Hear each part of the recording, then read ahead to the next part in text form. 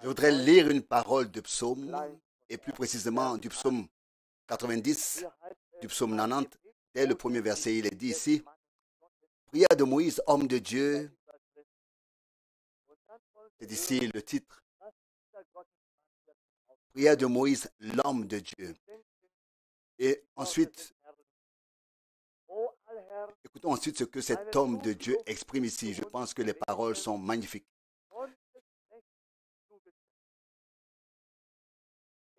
Seigneur, tu as été pour nous un refuge de génération en génération. Avant que les montagnes ne soient nées, avant que la terre et le monde ne soient créés par toi, oui, d'éternité en éternité, tu existes, ô Dieu.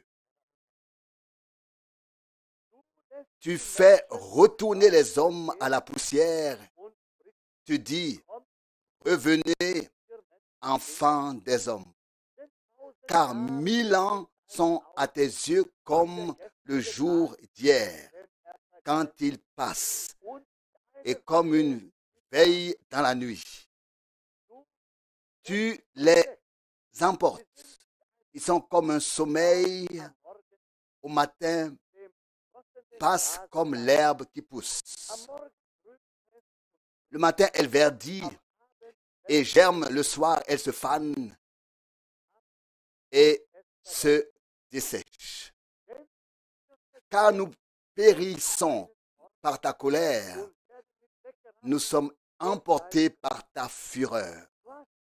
Tu as mis nos péchés devant toi, nos pensées les plus secrètes à la lumière de ta face. Ah, tous nos jours s'en vont par ta fureur. Nous laissons échapper nos années comme une pensée. Les jours de notre vie, ils ne sont que de 70 ans. Et s'ils y vont plus loin, de 80 ans. Et leur fierté, c'est la fatigue et la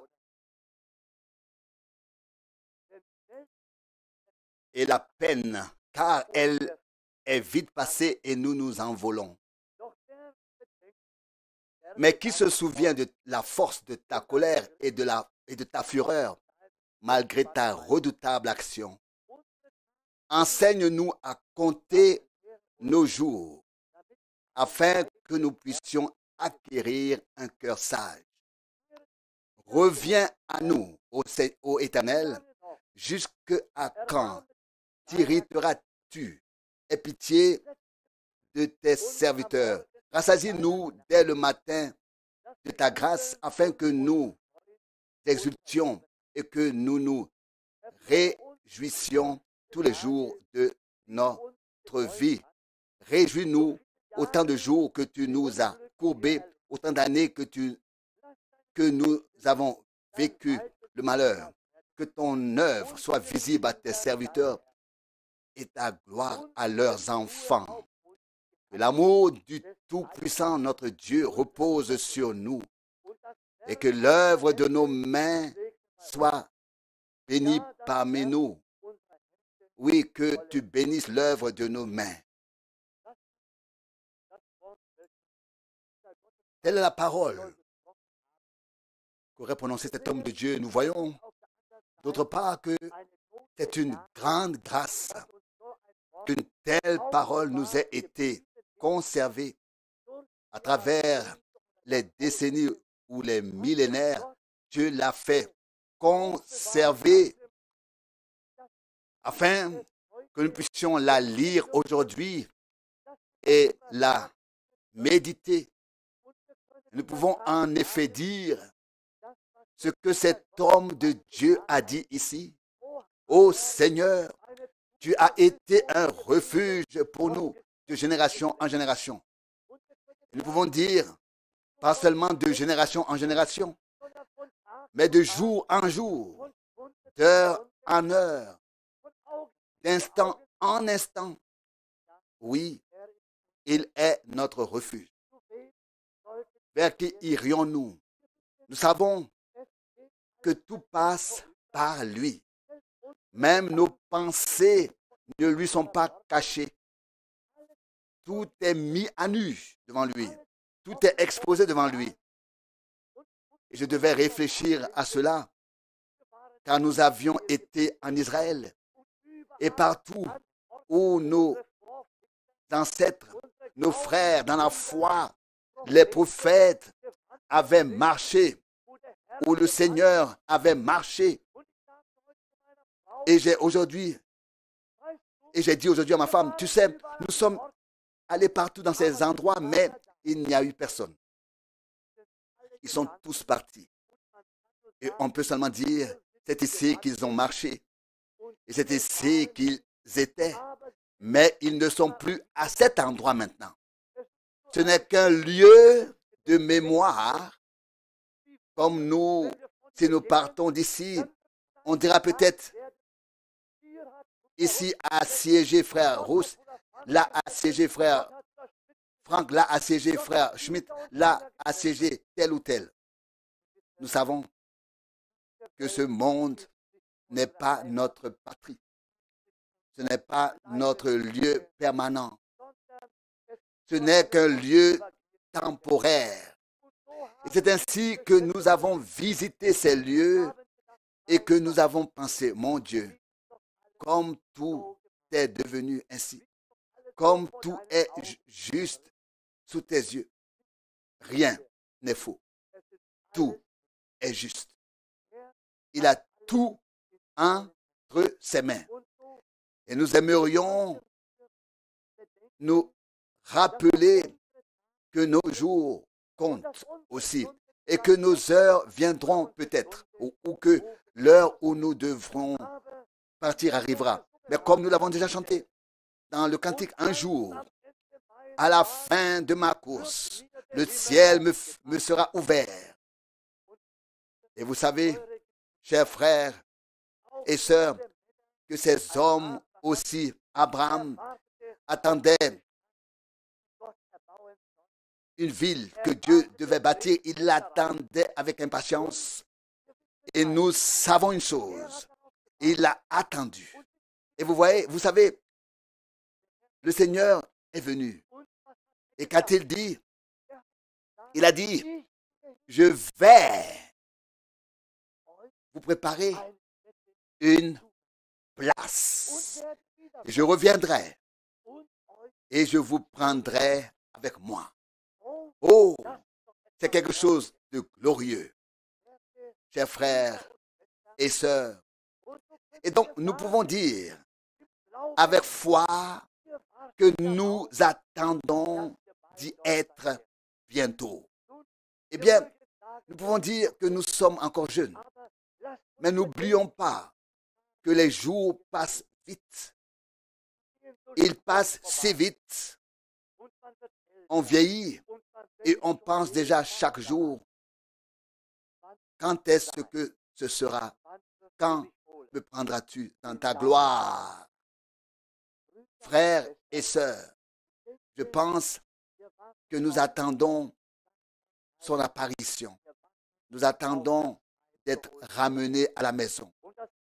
Et la seule chose merveilleuse, c'est que nous pouvons rendre gloire à notre Dieu et que nous soyons fidèles à sa parole, que nous la prenions à cœur, que nous y croyions et que nous ayons confiance, car nous savons que nous y serons très bientôt là-bas. Je voudrais dire encore une fois, et un jour, au bout de ma course, le ciel me sera ouvert. Oh, cette certitude doit vivre dans nos cœurs. Oui, elle doit être présente. Et je pense, chers frères et sœurs, et tous ceux qui sont venus, que nous l'avons tous dans nos cœurs. Sinon, nous ne serions pas réunis ici. Nous pourrions aller ailleurs, là où l'on peut s'amuser selon la chair. Mais nous venons ici pour servir Dieu, pour rien d'autre. Vous savez, pour lui apporter la gloire, l'honneur et aussi pour entendre ce qu'il a à nous dire. Et nous avons déjà entendu des paroles précieuses et cela vaut la peine que nous y réfléchissions, que nous y pensions. Car vous savez, on n'a pas besoin de vieillir. Parfois, on fait appel à des jeunes, parfois des jeunes du jour au lendemain décèdent. Oui. En combien de temps cela peut-il arriver? Oui. Que le Dieu fidèle nous bénisse ce soir aussi. Je crois que c'est certain. Celui qui est venu dans la foi repartira avec la bénédiction. Toi, la tête couronnée de tes enfants, tu te montres sans voile à tout homme qui croit. Comme le dit le cantique. Croyons-nous cela ou ne le croyons-nous pas? Il veut se montrer à tout homme qui croit. Quand? Aujourd'hui, demain, après-demain? Non, aujourd'hui, ce soir. Il veut se montrer à tous. Tu marcheras parmi les tiens ici afin que chacun te sente proche et heureux. Et soit heureux. Oh oui. Et alors, nous ne pouvons pas nous empêcher de dire gloire à toi, Seigneur Jésus, Jésus. Et à toi seul. Gloire à toi, Jésus seul. Oh, frères et sœurs, c'est une grande joie dans mon cœur de pouvoir servir ce Dieu vivant. Je pense que ce sera aussi une joie dans ton cœur, même si nous devons passer par certaines tribulations en ces jours. Mais nous savons que Moïse, si nous avons peut-être bien entendu ici, il y a eu des jours sombres, oui, des jours d'affliction et de détresse. Mais il a regardé au Dieu vivant. C'est ce qui nous est montré dans cette parole que nous devons, nous aussi, placer notre confiance dans le Seigneur, dans le Dieu Tout-Puissant. Chers frères et sœurs, il est certain que Dieu nous bénira. Je dois dire qu'il m'a déjà béni. Il est présent. Il est proche. Ce soir aussi. Et nous en sommes très heureux et très reconnaissants. Amen. Loué et remercié soit le Seigneur de ce que nous pouvons nous aussi être ici assemblés dans la foi. Sans la foi, il est impossible de plaire à Dieu. Hébreux 11 est le chapitre de la foi. Les héros de la foi, ils sont énumérés. Et il est souvent fait mention des contextes dans lesquels Dieu s'est confessé à eux parce qu'ils lui ont accordé une foi et une confiance totale. Ces choses sont écrites pour nous montrer le chemin que nous devons emprunter avec Dieu. C'est un chemin de foi. Et c'est sur ce chemin de la foi que nous pouvons contempler la gloire de Dieu. Et lorsque nous lisons tout ce que les hommes de Dieu ont fait et expérimenté et vécu, nous recevons un grand courage et une grande joie. Parce que nous savons que les promesses de Dieu demeurent, qu'elles ne chancellent jamais, éternellement, et que Jésus a scellé dans son sang ce qu'il a promis dans sa parole. Et si les hommes de l'Ancien Testament, et c'est bien d'eux qu'il s'agit ici, ont déjà vécu et expérimenté une telle bénédiction et tant de choses qu'ils ont pu expérimenter avec Dieu déjà dans l'Ancien Testament.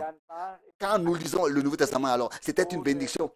Alors, sans fin, Dieu se manifestait parmi les siens, mais seulement là où ils le croyaient, là où ils avaient la foi, là où ils croyaient en lui et où ils lui faisaient confiance.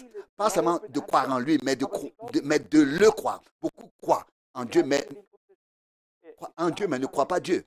Comprenez-vous la différence? C'est très simple. Hein? Si nous maîtrisons la langue française ici, bien, donc il a dit allemand, mais française ici, je dis, croire en Dieu est une chose, mais croire ce que Dieu a dit est une autre chose. Il est effectivement dit du diable qu'il croit lui aussi en Dieu et qu'il tremble. Vous pouvez le lire dans l'épître de Jacques. Il croit en Dieu, mais il ne croit pas ce que Dieu a dit. Absolument pas. En tant qu'enfant de Dieu, nous ne croyons pas seulement en Dieu, nous croyons ce que Dieu a dit dans sa parole. Et notre foi y est ancrée. Nos frères ont souligné j'ai été frappé par la parole d'introduction et j'ai dû me poser la question suivante.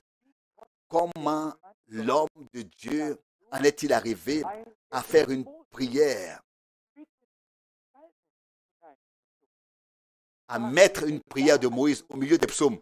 Était-il là quand Moïse a fait cette prière? A-t-il écouté? A-t-il pu la copier ou la lire quelque part? Soudain, au milieu des psaumes, il est question d'une prière de Moïse, l'homme de Dieu. Comme Dieu est merveilleux dans tout ce qu'il fait. Des hommes sont assis là, sous l'inspiration du Saint-Esprit, des centaines d'années plus tard, et reçoivent mot pour mot et phrase pour phrase, par l'Esprit, ce qui avait été donné à l'époque à Moïse par ce même Esprit de Dieu. Dieu ne change pas. Nous aussi, nous pouvons aujourd'hui, par le même Esprit de Dieu, recevoir, entendre et enregistrer les mêmes choses que les hommes de Dieu ont prononcées. Des milliers d'années peuvent s'être écoulées. Entre-temps, la parole du Seigneur est et reste vraie. Et Dieu aussi dans toutes ses actions.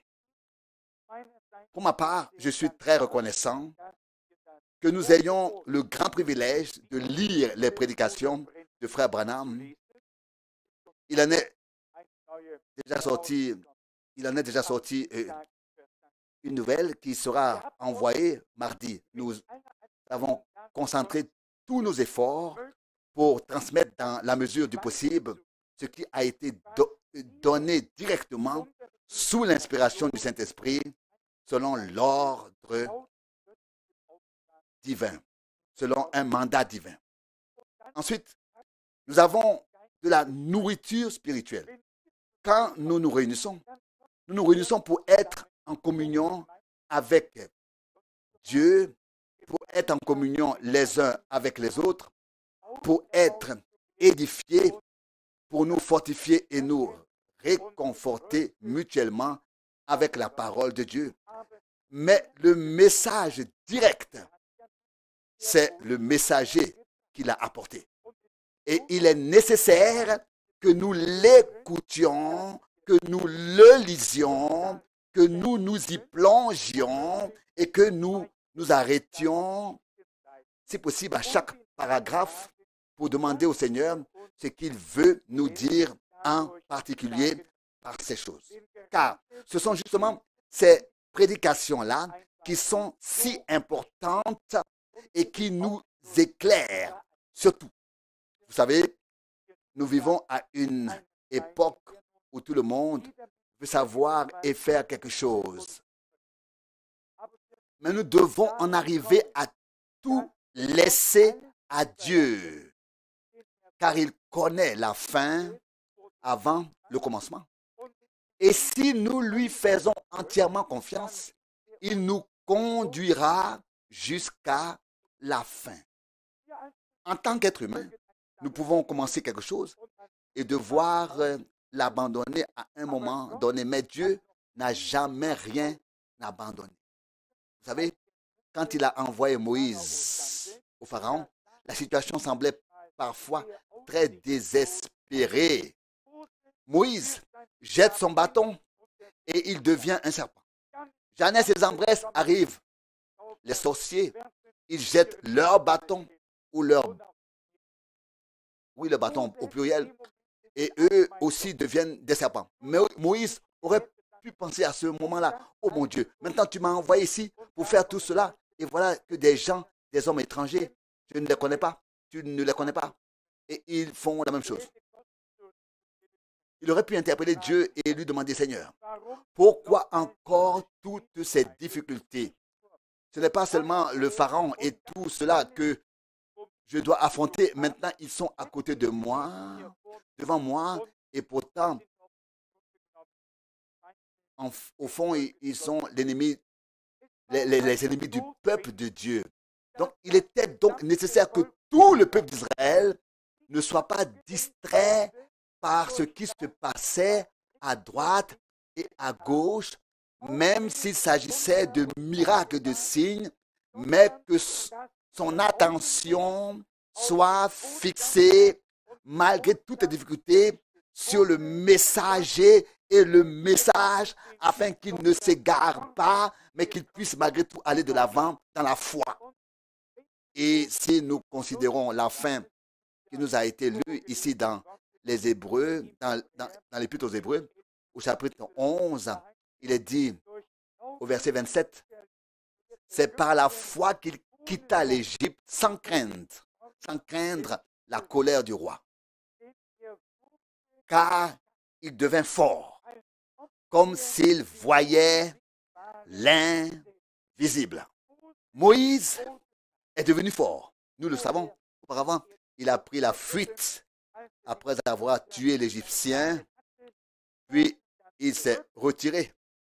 Mais après que le Seigneur l'a rencontré, il a tenu bon devant Pharaon, devant les magiciens, devant le peuple, devant le Dieu qu'il a envoyé pour accomplir un mandat. Et il n'est pas parti sans que rien n'ait été fait. Mais cela, c'est toujours fait par la foi. Le mot foi est placé ici partout en première position. C'est par la foi qu'Abraham a répondu à l'appel. C'est par la foi qu'il s'est installé. C'est par la foi qu'il a reçu. Non pas dans ta foi et dans ma foi, mais dans la foi qui vient de la parole de Dieu. Et la parole de Dieu est une révélation divine. La parole de Dieu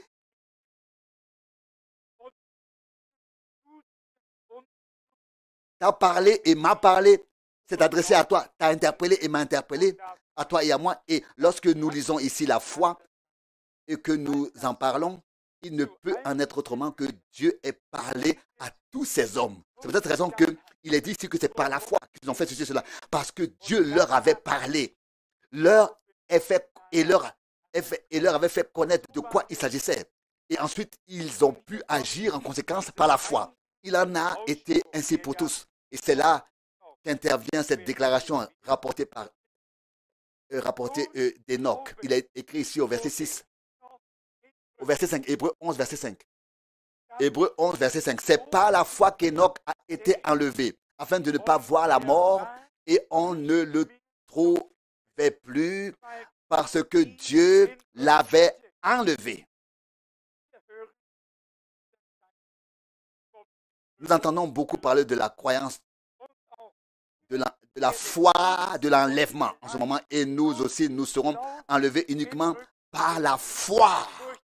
Par la foi en la promesse que Dieu nous a faite pour ce temps. Il ne nous a pas fait sortir pour nous abandonner quelque part. Il nous a fait sortir pour nous faire entrer ensuite, donc hors de tout ce qui est humain, fait sortir de tout ce qui est humain dans le divin. Et pour nous faire entrer dans le divin, hors de ce monde, dans ce monde d'ici. Mais ensuite, il y a encore quelque chose d'écrit ici à propos de ce texte que je voudrais lire. Donc, la deuxième partie du verset 5 d'Hébreux 11, il lit maintenant, « Car avant d'être enlevé, il lui avait été témoigné qu'il avait possédé le bon plaisir de Dieu. » Il était donc agréable à Dieu. Un homme comme toi et moi, fait de chair et de sang, qui a parcouru cette terre pendant de nombreuses années, qui a marché avec Dieu et qui avait le témoignage qu'il était agréable à Dieu avant d'être enlevé. Dieu doit nous accorder ce témoignage aussi par grâce. Il doit nous être accordé à toi et à moi. La foi de l'enlèvement n'est pas une chose suspendue dans l'air ou flottant dans le vide. mais c'est une chose ancrée dans la parole révélée qui est devenue une révélation vivante pour toi et pour moi. Et aucun homme n'a besoin de se laisser troubler comme si l'enlèvement dépendait de lui ou de son interprétation ou de sa compréhension de ce que Dieu a dit. Non. C'est une affaire entre Dieu et l'individu, entre toi et moi, entre moi et Dieu. Entre Dieu et entre toi et Dieu, entre moi et Dieu. Et ce témoignage, seul le Saint-Esprit peut nous le donner. Et vous savez, j'ai remarqué une parole où nous parlons justement de cela. Elle se trouve dans 1 Jean, chapitre 3, verset 21. Nous lisons. 1 Jean, chapitre 3, verset 21. Bien-aimés, si notre cœur, 1 Jean 3, verset 21, ne nous condamne pas, nous possédons de la joie devant Dieu. Et tout ce que nous demandons, nous le recevons de lui. Parce que nous gardons ses commandements et que nous faisons ce qui est agréable à ses yeux.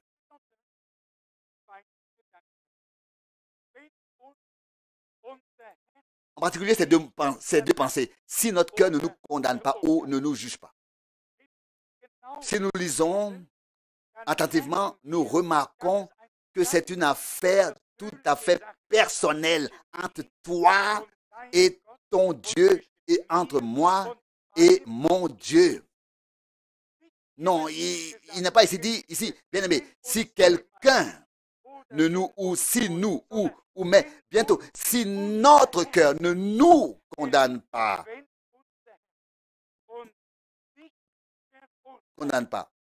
nous avons de la joie, de l'assurance devant Dieu. Le jugement des hommes n'est absolument pas demandé ici. Ton propre cœur, ta propre conscience sur lesquelles personne ne peut se prononcer. Mais c'est une affaire entre toi et ton Dieu. Et vous savez, quand on arrive à l'heure de la mort, on est déjà traversé par une question très sérieuse. C'est la fin de toute légèreté, amusement, c'est la fin de toute indifférence, c'est la fin de toute légèreté. Si l'on s'attend à passer à tout moment du temps à l'éternité, alors la chose devient plus sérieuse qu'elle ne l'est maintenant lorsque nous écoutons ici que nous soyons ceux qui prêchent ou que nous soyons ceux qui l'écoutent et qui la recevons. Mais alors, la chose devient vraiment très très sérieuse. Mais merci à notre Dieu d'avoir accompli une œuvre complète, une rédemption parfaite et non une demi-œuvre. Il a aussi vaincu la mort, de sorte qu'elle n'est plus du tout une terreur pour nous. Absolument pas.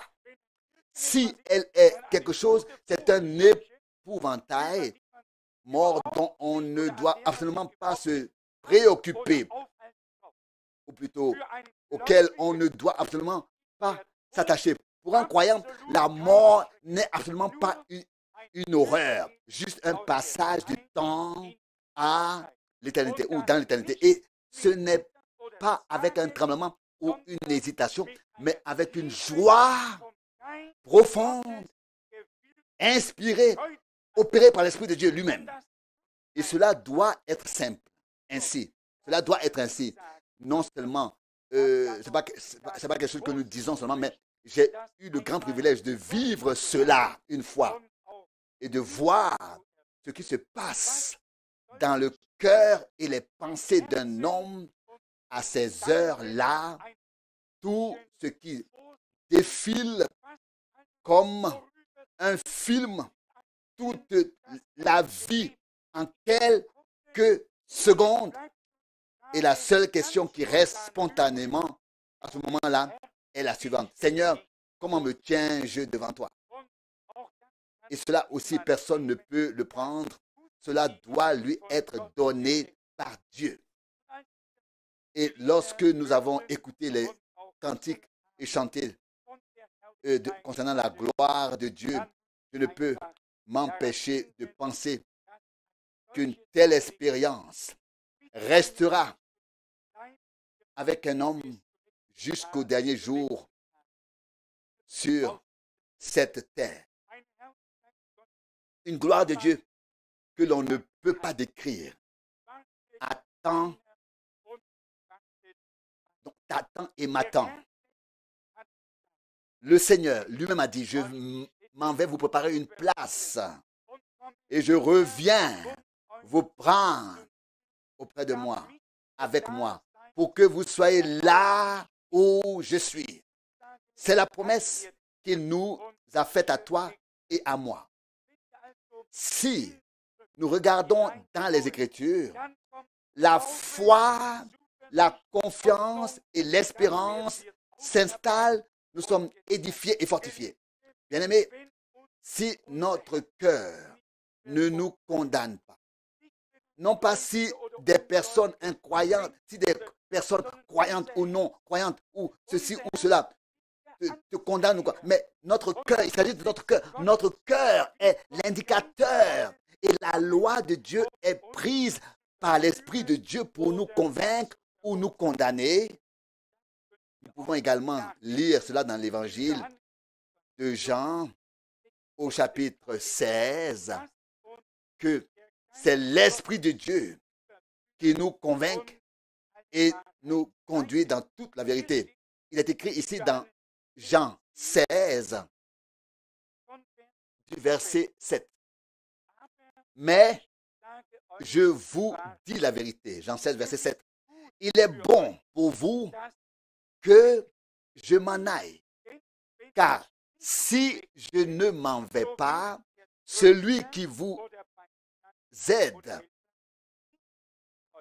le consolateur ou bien celui qui vous aide, ne viendra pas à vous. Mais si je m'en vais, je vous l'enverrai. Le soutien, l'aide, le consolateur, selon la traduction. Et quand il sera venu, il ouvrira les yeux du monde sur le péché et sur la justice et sur le jugement. Sur le péché, parce qu'il ne croit pas en moi. Sur la justice, que je vais au Père et que désormais vous ne me verrez plus. Sur le jugement, que le prince de ce monde est jugé. C'est une parole tout à fait merveilleuse. Le Saint-Esprit nous révèle tout cela à toi et à moi, aux gens qui sont destinés à devenir croyants. Il n'y a pas une seule chose d'origine divine que nous puissions nous révéler l'un à l'autre. Le Saint-Esprit sonde toutes choses, même les profondeurs de la divinité. Et c'est le Saint-Esprit qui révèle fondamentalement tout, du début à la fin. Il n'y a pas d'autre moyen, pas d'autre possibilité. En tant qu'être humain, nous pouvons parler ensemble de la parole de Dieu. Mais le sens doit nous être révélé par le Saint-Esprit. Nous pouvons lire les prédications de Frère Branham et dire, ici, il a prononcé ceci, ici, il a prononcé cela. Et les deux sont vrais.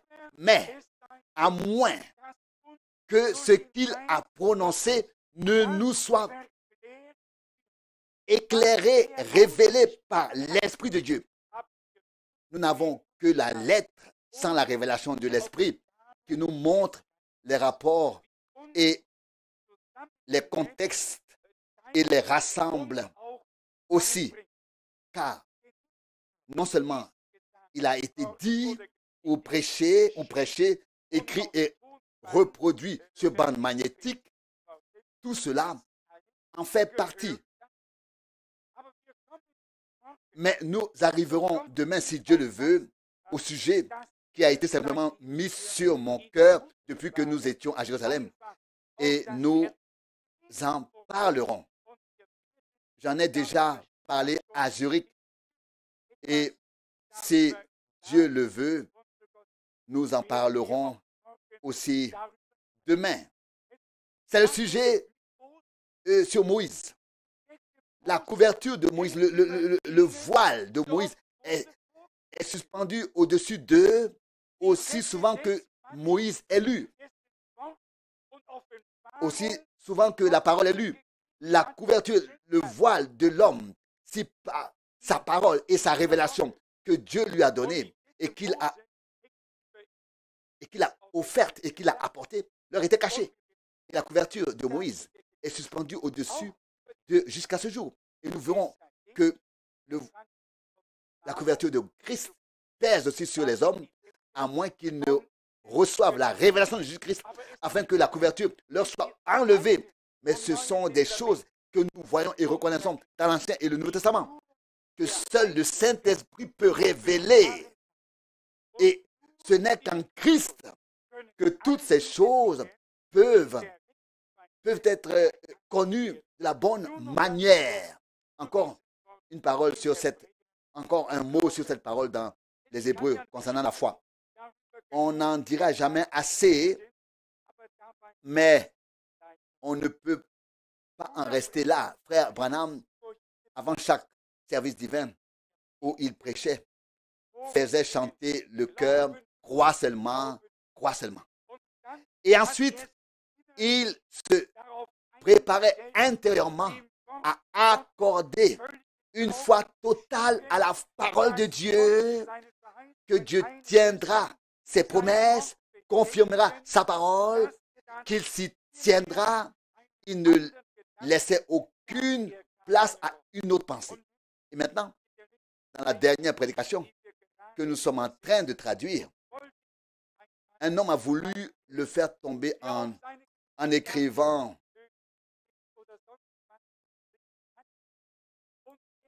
ETB ou autre chose sur sa carte de prière.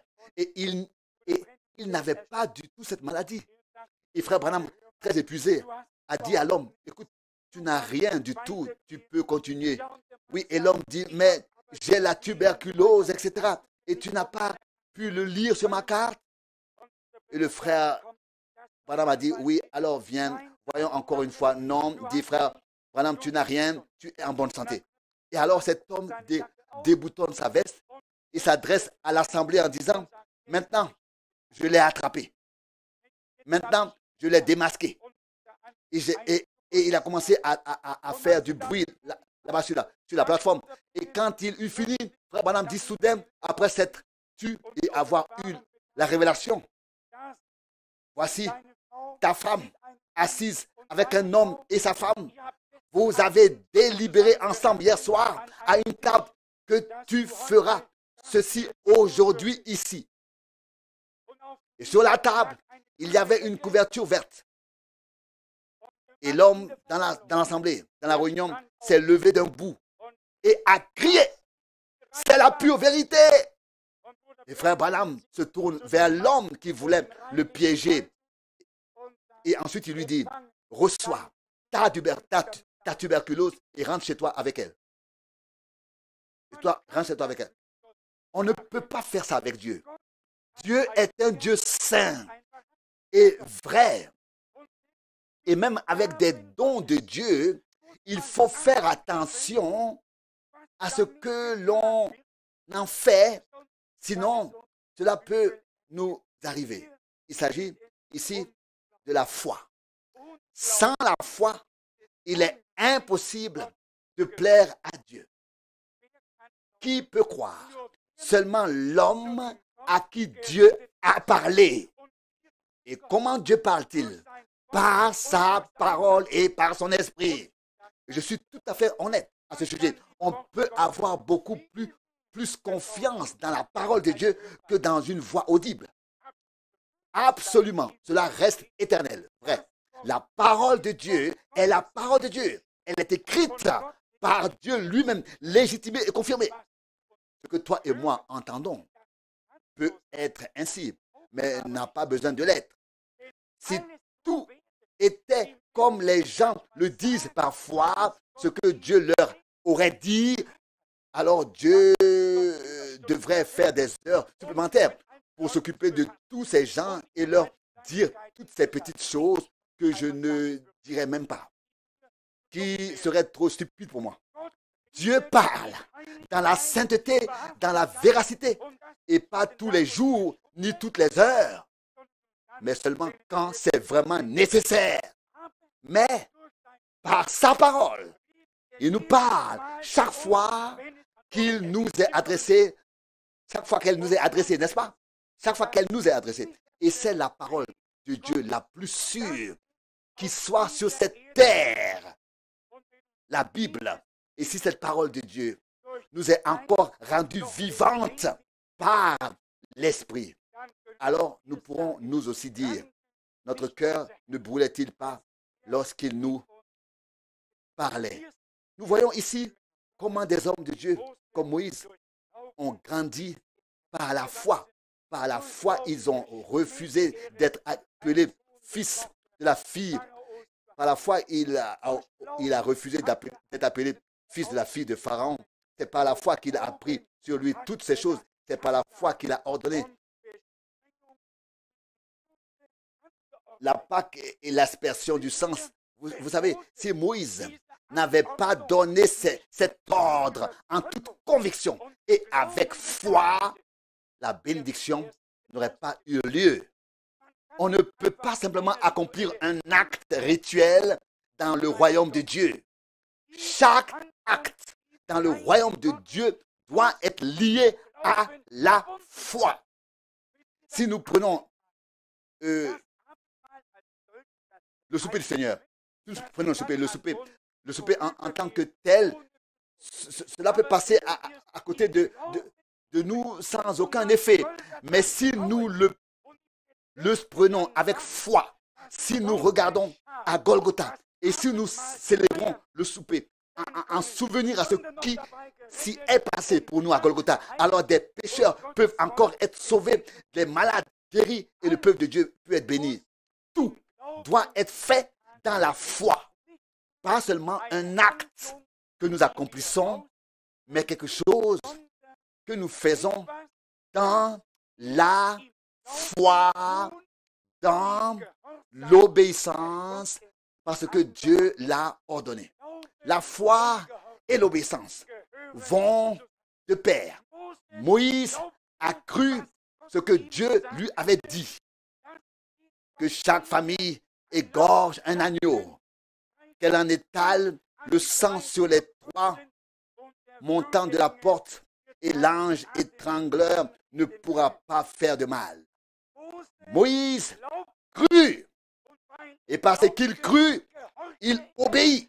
Et parce qu'il obéit, il transmit l'ordre. Tous ceux qui ont cru à son ordre, qui était après tout l'ordre de Dieu, ont fait ce qu'on leur a dit. Et ils ont été préservés. Pas un seul n'a pu dire, attendez, je vais prier pour savoir si Dieu me le confirme. Vous savez, il y a parfois des croyants trop zélés à qui on peut dire quelque chose de très clair. Et ils répondent alors, mais je dois d'abord demander au Seigneur s'il va me dire oui, s'il va me le révéler. Vous savez, il y a des gens qui veulent encore une révélation sur des choses qui ont déjà été clairement révélées depuis longtemps. Et si Dieu envoie un prophète, révèle sa parole et sa volonté, donne des ordres, qui sommes-nous pour dire oui Seigneur, cela devrait devenir clair d'abord pour moi. Que cela soit devenu clair ou non pour ces gens, c'était pour eux un ordre divin de toutes les manières. Et ils ont agi en conséquence. Et Dieu l'a reconnu et les a préservés. C'est par la foi, disons-nous ici, qu'il a quitté l'Égypte sans crainte de Pharaon. C'est par la foi qu'il a ordonné la Pâque et l'aspersion du sang. Voilà ce que c'est. La foi était liée à l'ordre de Dieu. Il vient de lire le verset 28 de Hébreux 11. Voilà ce que c'est. La foi était liée à l'ordre de Dieu, à la parole de Dieu. La foi n'a pas d'autre lien qu'avec la parole de Dieu. Et si nous voulons croire de manière juste et que Dieu nous en donne la grâce, alors tout ce que Dieu a promis dans sa parole doit devenir réalité. Dites-moi, quand Dieu n'a-t-il pas tenu sa parole? Dites-moi, quand a-t-il dû revenir sur une promesse et la retirer? Dieu est si fidèle et il se tient à sa parole. Et il l'exprime dans le Nouveau Testament en disant, même si nous devenions infidèles, il resterait fidèle car il ne peut se renier lui-même. Notre Dieu est vrai. Il reste fidèle à ce qu'il a dit. Mais cela doit être fait dans la foi. Je me suis étonné alors que je m'apprêtais à partir pour Zurich. M'apprêtais à partir dimanche à Zurich, de voir soudain dans mon cœur, d'entendre soudain dans mon cœur. J'ai entendu cela dans mon cœur. Prends la bouteille d'huile d'onction avec toi. Et je ne l'avais jamais fait jusqu'à présent. Et j'avais terminé le service divin, avait demandé au général, en général, comme ça, sans dire à personne qui voulait, qui avait besoin de prière, mais qui voulait la prière. Je leur avais juste dit au revoir jusqu'au dernier dimanche du mois suivant. Et quand s'est-il passé? Et que s'est-il passé? Un certain nombre de personnes, environ 14 ou 15, se sont avancées. Et tout à coup, un homme se tient devant moi. Et il me dit ce qui le touche et tous les besoins. Et j'avais peut-être déjà demandé et prier pour 6, 7 et 8. Et quand cet homme dit ce qu'il a, tout d'un coup, c'est en moi que j'ai entendu oins-le et consacre-le. Et je peux vous dire que non seulement il a été oint et consacré, mais qu'une telle consécration s'est soudainement abattue sur tous ceux qui étaient là et que Dieu a confirmé sa parole. Mais cela doit se faire dans la foi. Et j'ai refermé ma bouteille d'huile d'onction et je l'ai mise dans mon sac sans en oindre une autre personne. Je savais dans mon cœur, c'est cette personne. Aucune autre, ni avant ni après lui. Ou alors aucun autre, ni avant ni après lui. Et la bénédiction de Dieu était effectivement présente de manière puissante. Il faut faire toutes choses selon ce que Dieu met dans le cœur. Ici, c'est par la foi. Pas seulement Moïse. Moïse n'était pas le seul à avoir la foi. Il a donné l'ordre par la foi et tous ceux qui ont agi conformément à cet ordre divin ont connu la bénédiction et la préservation de Dieu et n'ont subi aucun dommage. Donc, il n'y a pas que notre Seigneur Jésus qui nous a donné l'ordre, qui a fait lui-même toutes ces choses, déjà telles qu'elles sont rapportées dans les évangiles, et qui nous a dit,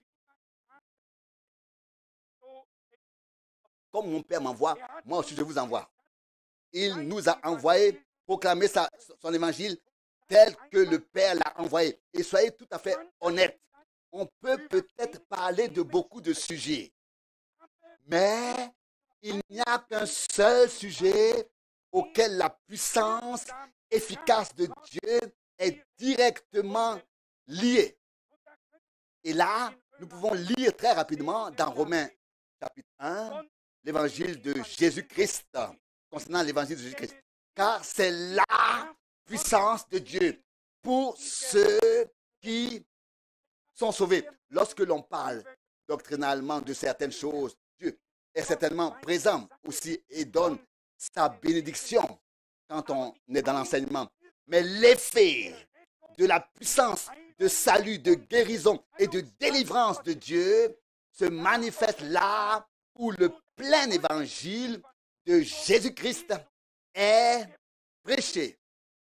Et c'est là où il est cru qu'il se manifeste.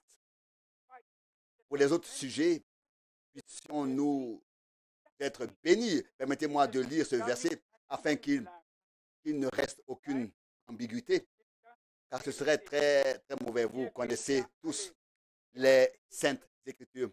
Il est dit ici dans Romains chapitre 1, verset 16. Car je n'ai pas honte du message du salut. C'est une puissance de Dieu qui apporte le salut à tout homme qui croit, comme aux Juifs d'abord et aussi aux Grecs. Qu'est-ce que la puissance de Dieu? L'évangile, la parole de la croix et du crucifié, ce message de victoire, ce message de grâce.